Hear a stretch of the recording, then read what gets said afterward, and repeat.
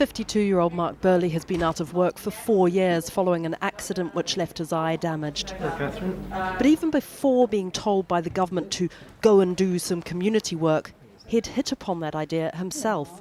It's about being more flexible, but also being more positive about myself as well as positive about volunteering, because it gets me out and about, whereas before I was just clamming up into a little shell. But the difference, critics say, of the government's new Help to Work scheme is that Mr Burley went voluntarily to volunteer.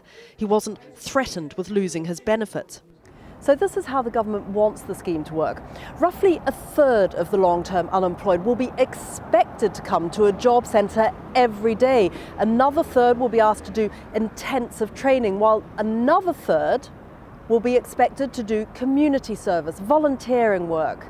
If any of them fail to do this, they will have their benefits stopped for a fixed period of time. Hi Dave, how are you? Good to see you. The government denies the charge that this is far too punitive.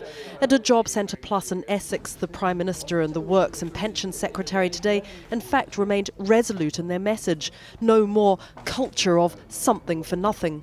For some people, actually doing compulsory community work to get your benefit, that will help people to find work because it gets people back into work. For other people, coming to the job centre, signing on every day and looking for work every day, getting that CV right, for other people that's the right answer. But let's be clear, the days of giving people benefit checks and not asking for anything in return, those days are gone. The government says 70 organisations have signed up to the scheme, though they didn't give us the names.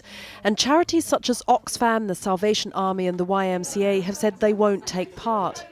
It warps the idea of what volunteering ought to be. We have nothing against the idea of people giving their time, doing some kind of activity for something they think is important. What we disagree with is the idea that you should be coerced into doing this, that you should be only doing this because you're threatened with having your benefits sanctioned. And there is a knock-on effect. Their role here at this West London centre is to use volunteering to help people into employment. But their funding is falling, and now they're facing an influx from the job centre. We'll be in touch. Thank you. All right. Mr Burley was once an archaeologist, then in IT, yet for 4 years there has been no work. Now he is willing to try volunteering, not because he has been told to, but because he believes this may just help.